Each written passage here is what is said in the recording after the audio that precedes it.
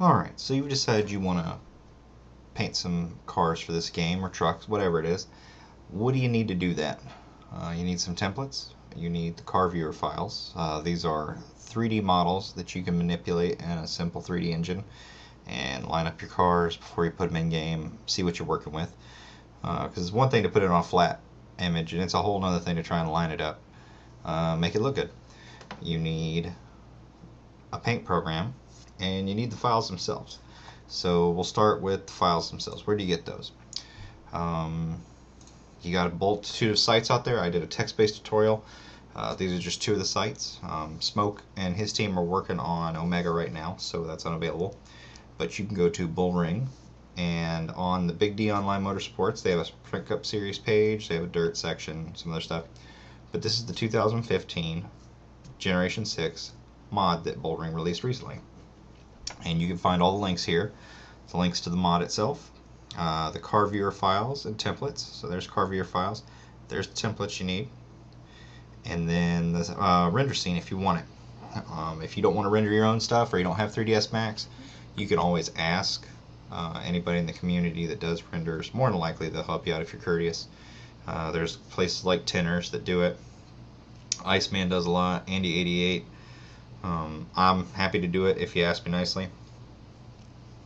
That doesn't mean kiss my ass. It just doesn't mean, PM me out of the blue and say, render this for me. As long as you're courteous to people, more often than not, I've found dealing with people in this community, with rare exceptions, are quite generous with their time, their ability to help you, and so forth. So, again, you got to figure out where you want the files from first. So let's say you want to do Gen 6 cars, you come to Bullring. If you want to do the new Nationwide mod that was put out by us at SRD, we put a lot of effort into this. If you use it, I hope you like it. The models are, in my opinion, fantastic. King DA, Smoke, and Matt did an excellent job. The noses are just, they're anything I don't like about it. The previous generation, I didn't love it. It wasn't bad. It just wasn't my favorite. This is a fantastic mod to play with. I had so much fun working on it, painting the cars, putting them through the testing in the beta. Fun mod. And the same can be said for the older truck mod that Smoke did, and the new truck mods. I love the trucks. They're probably by far my favorite because I drive a truck. I own a Silverado, so I'm very partial to Chevy in general, and I really like the truck mod. Just like the way they look. But so once you figured out what mod you want, you can go to the page associated with it, nxs15.com, for the new Nationwide mod, and it's also hosted off of SRD. Bullring for the Gen 6 cars. Smith's Den if you want, I believe it's the DW12, the IndyCar mod. And on the forum tack I did on SRD, there's a list of all of the ones and what's available and everything. So on the pages, you'll find the download section. Here's the 1024 templates for Nationwide. Here's the 2048 templates for Nationwide, and here's the car viewers.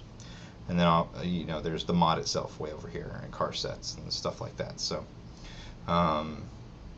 get what you need, download your files, save them, and then you're ready to rock and roll. Once you have your files and you are ready to go, you need to open them up. So this part, I recommend organization. It's key. It'll help you find stuff later. So as you can see in here, I have a folder for each year that I've done work on different mods and template types. EPD, the different truck sets, 2012, when Jason and I were working on a project together, late models, real work, trucks, more Gen 6 cars, CWS trucks, DMR, and so forth. And then I have a folder for contingencies and a folder for my car viewer, and Vector Flames, and DW12, and GLD, and Media Vector. I have tons of stuff because you never know what you're going to need. Even if you don't use it and you end up recreating it, it's good to have as much reference material as you can. Especially when you get into this right here. This is my decal folder, and I have stuff by brand and by year, depending on what it is I'm trying to do. And I recommend you do it by folder and so forth because it's going to be easier to organize. So once you got what you need, go to your mod. And I'm working on the 2015 BR Gen 6 cars. So I got all my templates in here. I got some parts that I've been working on. metallic layers, stuff like that. I have two files that I'm going to have open right now. One is called the standard template that you get from Big Evil Racing. They do phenomenal work. The templates are awesome, very detailed. If you look over here on the right side, you'll see folder after folder after folder of parts that you can edit, change colors, manipulate, and so forth, turn things on and off. And then within that, I have made what I call a Chevy base maker file, and I do this for every model, every mod, because it's faster, it's less detail oriented, but it's a smaller file, opens up easier in all your different paint programs. So, and I do most of my work on these, because if you're trying to manipulate this thing has 150 something layers. When you count, each folder is a layer, and that's how it's done. I can do a quick layer count, go to scripts, browse, and I should have one.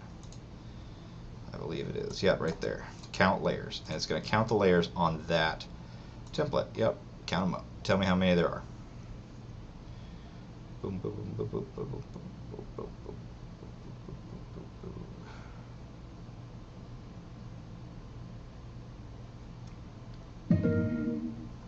252. I was way off. Okay, so 252 layers in this template. That well exceeds what PSP 9 and PSP 7 can handle, not to mention the groupings. And that's just a big damn file. So 454 megs when you uncompress the BER template. My base maker is 123 megs. So I've roughly cut my file almost by 75% in size. Makes it a whole lot easier to work with. How did I get this file? The base maker file. Again, you don't have to do this. I do this because it makes it a lot easier to work. It's a much more compressed template. I turn off anything I don't want to have merged together first. I don't want the wire mask. I don't want the base color. I don't want metallic shadings. And if I don't want texts or parts, then I'll turn those off. Once you're done, save this file as a PNG. Once you've done that, you open back up that PNG, and now we're going to add all the things we turned off. For example, contingencies. You know, we had, or I had contingencies turned off before, or turned on. So if I had done that, they'd have been merged in. So I reminded myself to turn those off. So I'm gonna close this now.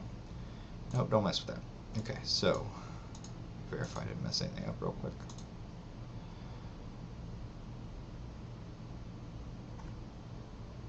Yep, okay, we're good. Okay, so you have here my base maker file. And like I said, all this does is allows me to paint in a compressed version of the template. It loads faster, it has less moving parts, it's easier to navigate. That's bottom line what it is for me. Makes it easier to navigate. General rule of thumb, I wrote it down in texts, and again I recommend you practice it. I place my logos before I go painting a car, unless I'm tracing something or something like that. Now, if you've never painted a car before, and let's say you want to take on something like Jeff Gordon's Exalta Flamespace for 2014 and 2015. How do you get that? Well, you can go look at the pictures and eyeball it, or you can take a drawing and break it down into segments. And what I've done is I took and I broke down sections of the car based off of what I would call artist mock-ups, and I cut out the sections. So that'll allow you to help you trace this out so you can kind of learn how to do it for yourself. Same thing with the sides. Again, helps you trace it out. Gives you a guide to follow as you get used to the tools and how to make these cars look like they're supposed to. Obviously, our models don't match up exactly to the game or an artist rendition. So you're going to have to take some liberties with it. You're going to have to add lib to it. But at least gives you a pointer and a place to start. So we'll save that, because I do all my drawing in Paint Shop Pro. And I do that because it is much more user-friendly, in my opinion, than what in terms of Pen Tool, which is what I use to do all my drawing. So we're opening this up. Eventually it will open. It's going slow because I've got this video compression program going in the background, so that uses a good bit of memory. Anyway, you open your file, and let's say I want to work on one of the bases I've already done, or I want to go open that Exalta Flame base, or Drive in Hunger, or you can go start from scratch. And you can go down here to the file I have, my Chevy Base Maker file. It's going to open up, hopefully. Alright, so there's all my parts and pieces. First thing you should always do is do things in layers. This does many things for you. Most notably, it allows you to manipulate things. So before we take on something as complex as Jeff Gordon's flames and tracing, you should work on straight lines. Up here on the right of PSP is your color palette, your layer selections. There's many more tools over here you could add. Those are the two I normally use. I don't really need much else. So over here you have the pen tool. Alright, once it's loaded up, you have the option to use straight lines, point to point, or freehand. Freehand I use for random things like splash chocolate and stuff like that, and I can make something about that if somebody's interested. This point to point, what it does for you, you select connect on segments, create on vector, show nodes. It's going to allow you to draw things, and you're going to see all these points all over the place. So let's see, and you just pick a point on the car. There is no right or wrong. You right click node type on the point here, and you hit curve before if you want to do anything to alter that line from being straight. And you can say I want this to do, whatever you can imagine. As soon as you let go, it's going to fill, unless you turn the fill object off. Now you just have a line. So let's say I wanted to make a spike that's going to come back around that. Do another curve before, and move right along. And as you get going, it becomes more comfortable. Now, some things to notice here. Alright, so I have my miter limit set at 30. You have a join type, a spike, a round, or a bevel. You want to turn on anti-allays, your line width. This miter limit, it doesn't seem important now, but as you compress this, that miter limit is going to increase the severity of the spike. Notice how it's getting farther and farther away. And as you begin to decrease this, the miter, it'll either go away with the spike altogether, depending on how it's done, or it'll decrease the severity. And so you just keep on messing around and making your pieces. And unfortunately, I've run out of monitor room, so let's see this here.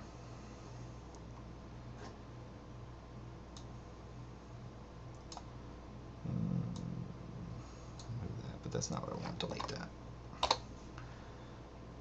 And the reason why I say turn on nodes is because I can see that. And in PaintShop Pro, if you roll up and down your mouse wheel, it will zoom you in and out as you go. And so that gets you closer and further away. Instead of having to toggle back and forth between tools, again, another reason why I like PaintShop Pro a lot is it gives you some flexibility that I didn't find in Photoshop initially, and that kind of turned me away from it. Doesn't make Photoshop a bad program, it just wasn't as user-friendly to me. I felt like you needed more formal training than what I started out with. So let's say that's it. And that's all I wanted to do is some weird wavy funky junk on the side. And then you just go back, and when you're done, you're like, where's my color? Well, you turn that fill back in. Okay, there you go. Say you wanted to give it a white stripe instead. You right click on it and you can go through your recent colors, or you can go through the color palette here, the color palette here, or the color palette here. Or you can add a pattern. Give it a zebra, or a gradient, or anything. You can literally do anything, or give it a swatch and make your own custom color. There's so many options. You're really limited by your imagination with these programs, and that is one of the most amazing things about them. So let's say I wanted a green and purple outline. I don't know why you would want to do that, but let's say you did. Let's go back to color. You go back to color over here, and if you notice, textures nothing, pattern. If I went back down here to gradient, you can draw in a gradient line. You can go back to the pattern, or you can say, all right, I wanted this to be green. Come over here. Yeah, all right, I guess I like that color. Or maybe I don't. Anyway, now you have a green outline, and you can zoom in. And as you increase the width, it's going to increase the primary outline here. Okay? Now, you can outline over top or under, depending on where you want your fill material to be. If you were to turn this off, and let's say you duplicate it, and you don't want to save it as a fill. All right, so now you've got a permanent green outline. You can go back in. You can then turn off that outline and put on some color that you want it to be. Usually it's best to match them, and then take 2 strokes down width under it so that you get a nice fill under this line you've just put down. Okay, and that's really all there is to it. The only thing you're going to need to do as you do this, depending on when you cross different sections and planes on the car, is to take a moment and save a copy as, or save as, choose BMP, and go to the folder where it says card. Okay, now that's wherever you've placed your card viewer files. On that card is the flat of whatever you saved.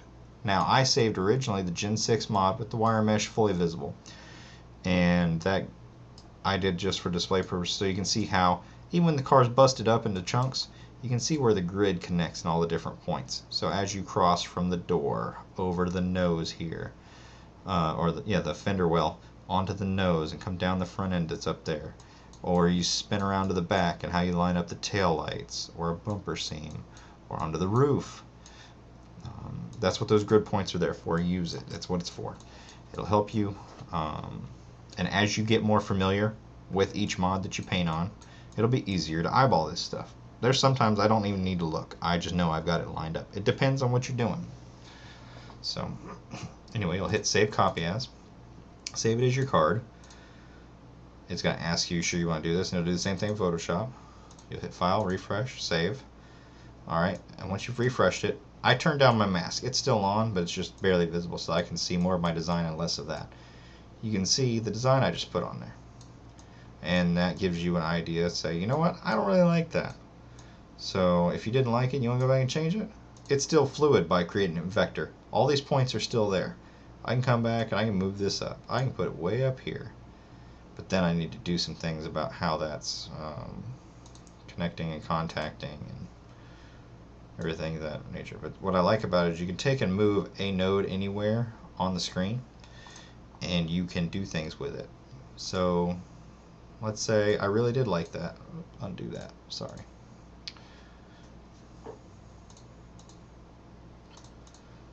Roll back to what I had. Alright, let's say I really like that, but I didn't want to keep that outline. Let's say I just really like that one thing. You can double click a node and it will then select all the nodes that are currently available that are connected to each other. You can mirror that and right click, edit, duplicate. Okay, once it's duplicated, you'll see you get like little gearboxes over everything. That means there's 2 copies of that there. You can then right click again, transform selected nodes. You can rotate, skew on an x-axis, a y-axis, a contract and expand, or flip or mirror. If you're going vertically, top to bottom, you want to do flip. If you're going left to right, you want to do mirror with the design. Okay, so let's say I went down here and I said I want to flip it because I want to put it on the opposing side. And now you can hold down shift and use your arrow keys and just start moving it up. Or you can do it individually pixel by pixel. It takes longer, especially on 2048, but you can do it. So now how do I know when I've got this lined up with what's exactly available on the other side? Well, that's where our grid points come in. You can look at certain things like where this wire line is right here above the American Ethanol decal. Since the back of the nose or the back end of the car is a little bit different, I recommend you look at front zones. These are easier and more commonly almost identical. So I can see this grid mesh here, but if I couldn't see it, I could always come back and turn up the intensity. So my wireframe here is on 12. Let's say I turn it up some. Okay, now it's more visible.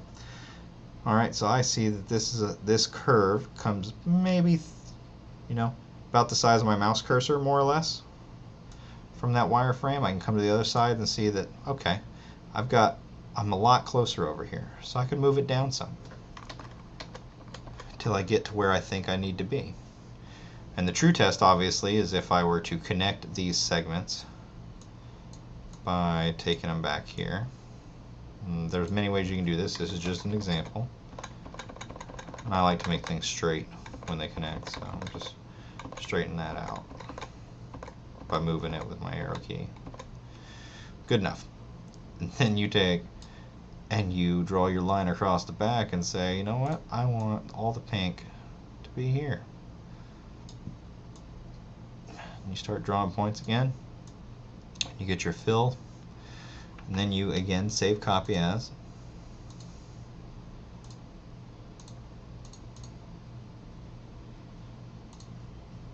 And now you're going to be able to look at the back and see whether or not, you know what, did I get it lined up right on both sides? Alright, so one thing's for sure, I didn't put the back bumper high enough. If I had zoomed in and looked at my grid, I probably would have known that. But, again, it's in vector format, I can adjust it very easily. And I think we're almost to the same point on both sides, but again, it's hard to get these things right, so we're going to find out, we're going to look. And if I want to move the entire line without moving the whole shape, I can click one, hold shift, click another node, and it selects both of them. Then I can move them up as a pair at the exact same time. And let's move them up until we get to what I think, again, best guess, is going to be lined up.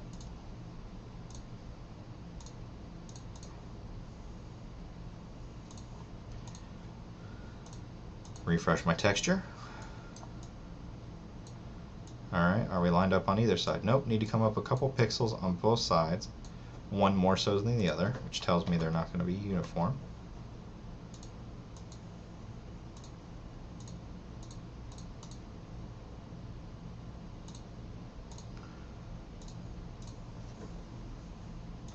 Lined up there, and how about that? I'm lined up there. So maybe I did get it right. Again, sometimes I eyeball it, sometimes I'm not. We'll go with lucky on this one. But again, use that wire grid. Let it help you. Let it mark this stuff off for you. And while that's an atrocious design, it's just a good example. So that's really all there is to it. And as you go, once you get the base the way you want it, then you can save that. You can either choose to save it as a vector so that you can always come back and change it later. When you're doing something like flames, I definitely recommend it because they take a lot of time. Or textures, things like that. And then you can come back later and add your decals. Or you can do it beforehand, like I do. So I'm going to close this for a second. Now let's go over here to one of my already created bases and look at one of them. For example, my 24 3M base. I don't know if this thing's grouped up yet or not. I don't think it was. See if it opens up correctly or not. Okay, so there's the 3M car where I started. And you'll notice I have logos on here. The reason why I have the logos is to give me points of reference. So I got my numbers already set up. Again, I've set these up based on where the visual layout on the car is. And set everything up, so then that gives me points of reference. Because if you draw without the logos, when you're trying to recreate a real car and not something in your imagination, then you are going to have to distort your logos to maybe make it fit. Or you might have to go back and rework some stuff, and that's just not fun. So if you put your logos on there first, it will save you rework down the line. Don't have to do it, but I highly recommend it. It was something that was shown to me a long time ago by a buddy, Jason Roush. And I've done everything pretty much this way since, and I feel like it saves me a lot of time. Sometimes you're going to have to go make logos, sometimes you're going to go find them, ask people for them, whatever. But if you apply all your decals, or at least your primary sponsors, your numbers, your contingency decals, because these are all points of reference when you're looking at a car, picture of it on the track, and say, you know, I want to recreate that.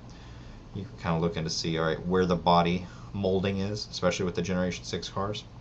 And comparison to shading, and that gives you kind of an idea for scale of what your logos are going to look like, of how big they need to be, both in comparison to each other and positioned on the car, and scale to the size of the fender well, and scale to the size of the number, and so forth. So I hope this helps get you started, point in the right direction. There is no real wrong way or right way to do this. Put on a good music tune list, open up your paint programs. There's tons of them, some free, some paid for, and have at it. Let your imagination go wild and see what you come up with. Not everything is going to be a masterpiece, and I promise you that the more you work at it, the better it will start to come out. So good luck. Hope you enjoy it. If you have any questions, by all means, give me a shout, and I will be happy to answer them.